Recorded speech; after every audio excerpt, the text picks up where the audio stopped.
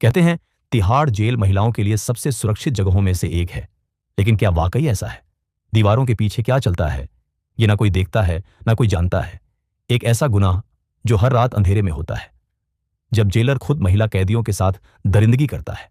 और हैरानी की बात यह है, कोई भी औरत उसके खिलाफ एक शब्द तक नहीं कह पाती। लेकिन फिर एक दिन एक एसपी मैडम ने वो किया जिसकी कोई कल्पना भी नहीं कर सकता था। वो खुद कैदी बनकर उस जेल के अंदर गई और जो कुछ उसने देखा वो रूह कंपा देने वाला था। इस कहानी में जो खुलासा होगा उसे सुनकर आपकी रूह तक कांप उठेगी। इसलिए दोस्तों, वीडियो को बीच में बिल्कुल भी स्किप मत कीजिए। भारत की राजधानी दिल्ली, एक शहर जो बाहर से जितना खूबसूरत और सजीव दिखता है, अंदर से उतना ही रहस्यमय और खतरनाक भी है। कहते हैं यह शहर कभी नहीं सोता, और जो जागते हैं वो सब कुछ देखते हैं, वो भी जो दुनिया नहीं देखती। इसी दिल्ली की सबसे चर्चित पुलिस अफसर थीं एसपी अनन्या रावत। बाहर से देखो तो अनन्या एक शांत, सौम्य और सधी हुई महिला लगती थी, लेकिन अंदर से वो एक तूफान थी। ऐसी अफसर जिनका नाम सुनते ही बड़े बड़े अपराधी कांप जाते थे। कहा जाता था कि अगर कोई गुनहगार न भी हो, लेकिन एक बार अगर अनन्या रावत की आंखों में झांक ले तो डर के मारे खुद ही अपना जुर्म कबूल कर ले। छोटे से गांव की रहने वाली अनन्या ने बड़े सपनों को पाला और अपनी मेहनत से उन सपनों को जीकर दिखाया। लेकिन अनन्या को क्या पता था कि एक रात एक ऐसी सच्चाई उसकी जिंदगी में आएगी जो उसकी पूरी दुनिया को हिलाकर रख देगी। उसी अनन्या रावत की कहानी है ये। उस दिन वो अपने ऑफिस में बैठी चाय की चुस्की ले रही थी। तभी अखबार की एक हेडलाइन पर उनकी नजर पड़ी। तभी दरवाजे पर एक हल्की सी दस्तक हुई और भीतर आया एक साधारण सा कांस्टेबल। नाम था भोला। तिहाड़ महिला जेल की किचन में काम करता था, लेकिन आज उसके चेहरे पर कुछ अलग ही घबराहट थी। एसपी अनन्या रावत ने उसकी ओर देखा और पूछा, हाँ भोला, क्या बात है, सब ठीक तो है? भोला ने धीरे से कहा, मैडम, हमारे जेल में कुछ भी ठीक नहीं है। अंदर बहुत बड़ा अन्याय हो रहा है। अनन्या की नजरें तेज हो गईं। क्या मतलब? साफ साफ बोलो, क्या हो रहा है? भोला की आवाज कांप रही थी। फिर भी वो बोला, मैडम, तिहाड़ महिला जेल में महिलाएं सुरक्षित नहीं हैं। रात होते ही कुछ पुलिसकर्मी उनका शोषण करते हैं। उनके साथ बहुत गलत हो रहा है। अनन्या अवाक रह गई। भोला, तुम्हें होश है? तुम क्या बोल रहे हो? इतने बड़े आरोप, तुम्हारे पास कोई सबूत है? भोला की आंखें भर आईं। मैडम, मेरे पास कोई रिकॉर्डिंग नहीं है, लेकिन मेरी आंखों ने सब देखा है। मैं डरता रहा, क्योंकि अगर मैंने कुछ कहा होता तो शायद मेरा हाल भी वैसा ही होता जैसा उन महिलाओं का हो रहा है। हिम्मत जुटाई और आपके पास आया हूं, क्योंकि मुझे पता है आप ही इंसाफ दिला सकती हैं। अब अनन्या का चेहरा सख्त हो चुका था। अंदर गुस्से की आग भड़क उठी थी। अनन्या रावत वो अफसर थी जो अन्याय के खिलाफ चुप नहीं बैठती थी।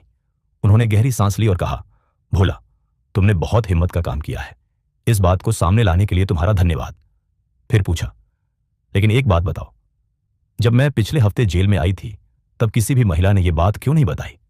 भोला ने सिर झुकाकर जवाब दिया, मैडम, वहां के पुलिसकर्मी उन्हें इतनी धमकियां देते हैं कि कोई कुछ कहने की हिम्मत नहीं करता। कहते हैं अगर हमारे खिलाफ कुछ कहा तो अंजाम ऐसा होगा कि सोच भी नहीं सकती। डर के मारे सभी चुप हैं मैडम, जैसे जुबानें किसी ने सिल दी हो। अनन्या ने भोला की पीठ थपथपाई। भोला, मैं सरकार से तुम्हारे लिए इनाम की सिफारिश जरूर करूंगी, लेकिन अब तुम मुझे हर खबर देते रहना। और फिर उन्होंने धीरे से कहा, आज शाम मैं खुद उस जेल का निरीक्षण करने आ रही हूं, लेकिन इस बार सच को छुपाया नहीं जाएगा। एसपी अनन्या रावत के दिमाग में बार बार एक ही सवाल घूम रहा था, आखिर महिलाओं के साथ ही ऐसा क्यों होता है? हर बार उन्हें ही क्यों झुकना पड़ता है? क्यों जब एक महिला पीड़ित होती है तो पूरा समाज उसकी ही गलतियां गिनाने लगता है? एक महिला ही दूसरी महिला का दर्द समझ सकती है, और यही वजह थी कि अनन्या रावत अक्सर तिहाड़ महिला जेल में जाती थी, सिर्फ औपचारिक निरीक्षण के लिए नहीं, बल्कि उन कैदियों से बात करने के लिए, उन्हें समझने के लिए। और उस दिन भी जब शाम ढली, अनन्या रावत जेल का निरीक्षण करने पहुंची।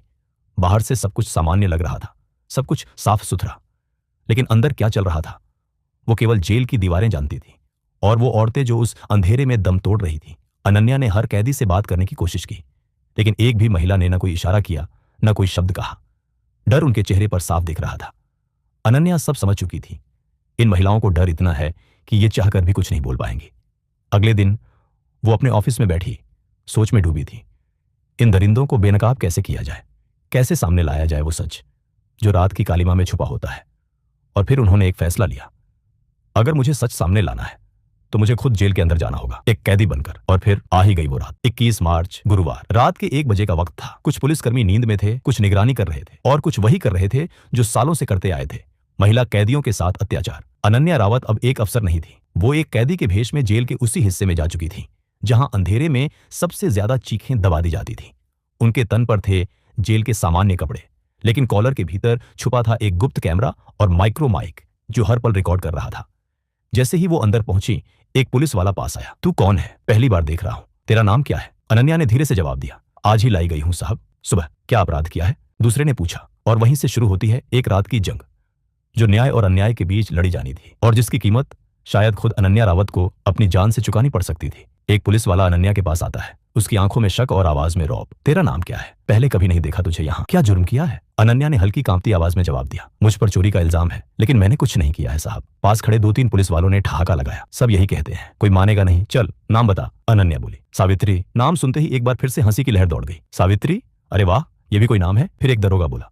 चल मेरे पैर दबा, बहुत दर्द हो रहा है आज। अनन्या ने बिना झुके जवाब दिया। साहब, मैं यहाँ सजा काटने आई हूँ, आपकी सेवा करने नहीं। और जब तक मेरा गुनाह साबित नहीं हो जाता, मैं दोषी नहीं हूँ, इसलिए मैं आपके पैर नहीं दबाऊंगी। ये जवाब कुछ पुलिस वालों को पसंद नहीं आया। एक बोला, बहुत सवाल जवाब कर रही है, ज्यादा गर्मी चढ़ी है इसको, अभी ऐसी जगह ले जाएंगे कि फिर खुद रोएगी बाहर निकलने के लिए। तभी एक बूढ़ी महिला कैदी पास आई और धीरे से फुसफुसाई। बेटा, जो कह रहे हैं कर ले, वरना तुझे बर्बाद कर देंगे, बहुत मारेंगे, बहुत जलील करेंगे। लेकिन अनन्या का दिल कह रहा था, कब तक डरकर जिएंगी ये महिलाएं? कोई तो पहला कदम उठाए। तभी एक दरोगा अनन्या का हाथ पकड़ता है और घसीटते हुए कहता है, चल, बहुत नाटक कर लिया तूने, अब चल तुझे वहां ले चलते हैं जहां तेरी सारी हेकड़ी उतर जाएगी। अनन्या समझ गई थी, अगर सच्चाई तक पहुंचना है तो इस खतरनाक रास्ते से गुजरना ही होगा। वो 2 दरोगा उसे जेल के एक ऐसे कैबिन में ले गए जो सुनसान था, चारों ओर सन्नाटा, और भीतर सिर्फ 3 लोग, अनन्या, राजीव और विक्रम। एक बोला, बता तेरा नाम, और क्या जरूरत थी इतने सवाल जवाब करने की? दूसरा बोला, आजकल की लड़कियां खुद को बहुत चालाक समझती हैं, हम अच्छे दोस्त भी हो सकते हैं, लेकिन अगर दुश्मन बने तो बर्बाद कर देंगे। अनन्या ने संयम से पूछा, साहब मुझे यहाँ क्यों लाया गया है? मैंने क्या गलत किया है? एक बोला, बस चुपचाप बैठ, आधे घंटे में हमारे साहब आएंगे, वही तेरी सारी अकड़ निकाल देंगे। लेकिन अब अनन्या का दिमाग चल रहा था। उसने एक बड़ा फैसला लिया और धीरे से बोली, मैं तुम दोनों से कुछ कहना चाहती हूँ, एक सच्चाई जो तुम्हें जाननी चाहिए। कैबिन में सन्नाटा था। फिर अनन्या बोली, मैं कोई आम कैदी नहीं हूँ, मैं हूँ एसपी अनन्या रावत। दोनों दरोगा चौंक गए। पहले तो हंसे, ओह तो अब तू एसपी बन गई है, चलो फिर। मैं प्रधानमंत्री नरेंद्र मोदी हूँ और ये है राष्ट्रपति। लेकिन अब अनन्या की आंखों में वो आत्मविश्वास था जो झूठ नहीं बोलता। फिर उसने धीरे से अपनी जेब से अपना आईडी कार्ड निकाला और दोनों के सामने रखा, और तब राजीव और विक्रम के चेहरे से रंग उड़ गया। उनकी टांगें कांपने लगीं, वो वहीं जमीन पर गिर पड़े। मैडम माफ कर दीजिए, हमें नहीं पता था। अनन्या ने सख्त लहजे में कहा, माफी एक शर्त पर मिलेगी, अगर तुम सच्चाई उजागर करने में मेरी मदद करोगे। दोनों बोले, हाँ मैडम, हम पूरी मदद करेंगे, आप जैसा कहेंगी हम वैसा ही करेंगे। अनन्या ने पूछा, सच सच बताओ, इस जेल में हर रात महिलाओं के साथ क्या होता है? अब उन्होंने वो सब बताया जो भोला ने पहले कहा था। हर रात कैसे पुलिस वाले अंधेरे में कैदियों पर कहर ढाते थे। अब अनन्या को यकीन हो गया, भोला झूठ नहीं बोल रहा था, ये सब सच था। फिर उन्होंने दोनों को गुप्त कैमरा और माइक थमाया और कहा, ये लो, जैसे मैंने पहना है वैसे ही इसे पहनकर सबूत इकट्ठा करो और सब कुछ रिकॉर्ड करके मुझे दो। दोनों दरोगा डर रहे थे, लेकिन अनन्या ने उनकी आंखों में देखा और कहा, डरो मत, मैं तुम्हारे साथ हूँ, तुम्हारी पोस्टिंग अभी 1 महीने पहले ही हुई है, मुझे सब पता है। वे हैरान हुए, मैडम आपको कैसे पता? अनन्या मुस्कुराई, तुम्हारे नाम, फाइल और यहाँ तक कि तुम्हारे घर वाले भी मुझे पता है। मैं अफसर हूँ और इंसान भी, मैं सब समझती हूँ। इस सिस्टम ने तुम्हें मजबूर किया है, लेकिन अब तुम्हारे पास मौका है कुछ सही करने का। दोनों ने सिर झुकाया। आप सही कह रही हैं मैडम, हम आपका पूरा साथ देंगे। कुछ देर की चुप्पी के बाद अनन्या बोली, एक काम करो, मुझे जेलर के पास खुद ले चलो, लेकिन याद रखना वहां पहुंचते ही डरना मत, शक मत जताना, जैसे मुझसे अभी बात की वैसे ही बात करना। कैमरे को अच्छे से छुपाना, और अगर वो तुम्हें वहां से निकलने को कहे तो चुपचाप निकल जाना और वहीं चले जाना जहां बाकी पुलिस वाले ये सब कर रहे हैं, वहां सब रिकॉर्ड करना। अब दोनों दरोगा पूरी तरह समझ चुके थे और बिना कोई सवाल किए अनन्या रावत को जेल के उस हिस्से में ले जाने लगे जहां सिर्फ कुछ चुने हुए लोग ही जा सकते थे, और जहां बैठा था इस पूरे खेल का असली मास्टर, जेलर। वो जेल का एक कोना जिसे निषिद्ध क्षेत्र कहा जाता था, वहां कोई आम कैदी नहीं जा सकता था, लेकिन उसी अंधेरे कोने में मौजूद था तिहाड़ जेल का असली शैतान, जेलर महेंद्र यादव। उसका कमरा किसी अफसर का नहीं, एक राजा की गुफा जैसा था। दीवारों पर महंगे फ्रेम में तस्वीरें, मेज पर रखी शराब की बोतलें और एक कोने में नरम सोफा। जेल के अंदर ये था उसका निजी राज्य। जैसे ही दरोगा अनन्या को उस कमरे में लेकर पहुंचे, उन्होंने महेंद्र से कहा, साहब ये नई आई है, बहुत बोल रही थी, पैर दबाने से मना कर दिया, कहती है मैं कोई नौकर नहीं हूँ। महेंद्र मुस्कुराया, आओ रानी, अच्छा किया जो मना किया। नाम क्या बताया था? सावित्री। फिर गहरी आवाज में बोला, अच्छा नाम है, लेकिन अब तेरा नाम वही होगा जो मैं बुलाऊंगा। उसकी आंखों में एक वहशीपन था। अनन्या ने अपनी नजरें नीची कर ली, लेकिन भीतर ही भीतर उसकी नसें तन चुकी थी। उसका माइक्रो कैमरा अब भी सब रिकॉर्ड कर रहा था। महेंद्र धीरे धीरे उसकी ओर बढ़ा और उसकी ओढ़नी खींचने की कोशिश की, लेकिन अनन्या झटके से पीछे हट गई। महेंद्र हंसा, डरती हो? अभी तो शुरुआत है, यहाँ डरने की नहीं, आदत डालने की जरूरत होती है। फिर उसने दरोगाओं को इशारा किया, अब तुम दोनों जाओ, अब इसे मैं समझाऊंगा, तुम्हारा काम खत्म। दोनों दरोगा जैसा अनन्या ने सिखाया था चुपचाप बाहर निकल गए और उसी वक्त जाकर महिला कैबिनों के पास रिकॉर्डिंग शुरू कर दी, जहां असली अत्याचार हो रहा था। अब कमरे में सिर्फ 2 लोग थे, जेलर महेंद्र और अनन्या रावत। महेंद्र बार बार उसे अपने करीब लाने की कोशिश करता, कभी मीठी बातें, कभी धमकी और कभी जबरदस्ती, लेकिन अनन्या हर बार थोड़ा झुककर, डरकर, रोकर, बस इतना करती कि कैमरे में सब कैद हो जाए। महेंद्र फुसफुसाया, आज कोई बहाना नहीं चलेगा रानी, आज तू मेरी होगी, चाहे चीखना पड़े या सहना पड़े। अनन्या ने कांपती आवाज में 2 कदम पीछे हटते हुए कहा, साहब मैं आपकी सेवा को तैयार हूं, बस थोड़ी दया दिखाइए। महेंद्र ने दरवाजा बंद कर दिया। अब कमरे में कोई तीसरा नहीं था, लेकिन अनन्या का कैमरा सब देख और सुन रहा था। वो जेलर को बातचीत में उलझाए रखती रही ताकि पुख्ता सबूत मिल जाए। महेंद्र ने खुद कबूल किया,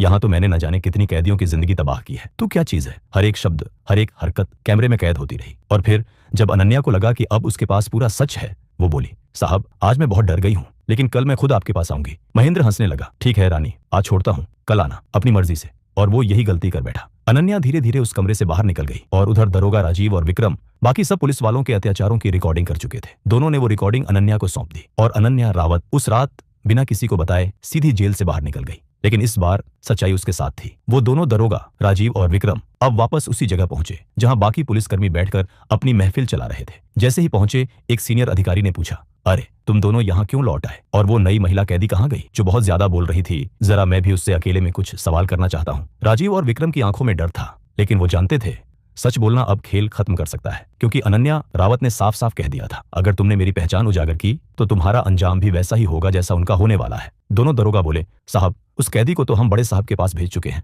बहुत अकड़ थी उसमें, अब जो होगा वो देखकर आप भी दंग रह जाएंगे। और वहीं से सच्चाई की सबसे बड़ी योजना अपने अंजाम की ओर बढ़ चली। उस रात के बाद अगली सुबह एसपी अनन्या रावत पूरे सबूतों के साथ पुलिस हेडक्वार्टर पहुंची। कैमरा फुटेज, रिकॉर्डिंग्स और जेलर महेंद्र यादव की करतूतों का कच्चा चिट्ठा लेकर उनकी रिपोर्ट सुनकर सीनियर अफसर भी हिल गए। तुरंत एक विशेष टीम तैयार की गई और उसी दिन तिहाड़ जेल पर छापा मारा गया। वो सारे पुलिसकर्मी जो सालों से अंधेरे में अपना शिकार चुनते थे, अब खुद सर्चलाइट की चपेट में आ चुके थे। हर एक को गिरफ्तार किया गया। जेलर महेंद्र यादव को उसी जेल की कोठरी में डाला गया जिसे वो अब तक अपनी जागीर समझता था। जैसे ही सच्चाई सामने आई, जेल में बंद हर महिला की आंखों से आंसू बह निकले, लेकिन इस बार डर के नहीं, राहत के। वो सभी महिलाएं एसपी अनन्या रावत के पैरों में झुक गईं। मैडम, आपने हमें नर्क से निकाला है। हम चुप थे, लेकिन आपने हमारी आवाज बनकर हमें इंसाफ दिलाया। हेडक्वार्टर में मौजूद वरिष्ठ अधिकारी भी हैरान थे और गर्वित भी। अनन्या रावत जैसी अफसर समाज की असली रक्षक होती है। उन्हीं अधिकारियों ने आदेश दिया, सभी दोषियों को तुरंत सेवा से बर्खास्त किया जाए और कानूनी कार्रवाई शुरू हो। और यहीं खत्म हुआ वो अध्याय जो वर्षों से बंद दरवाजों के पीछे दबा हुआ था। तो दोस्तों, ये थी एक बहादुर महिला अफसर की कहानी, जिसने अपनी जान दांव पर लगाकर उन महिलाओं के लिए इंसाफ लाया जिनकी आवाज कोई नहीं सुनता था। अगर आपको यह वीडियो प्रेरणादायक लगी हो तो इसे लाइक कीजिए, शेयर कीजिए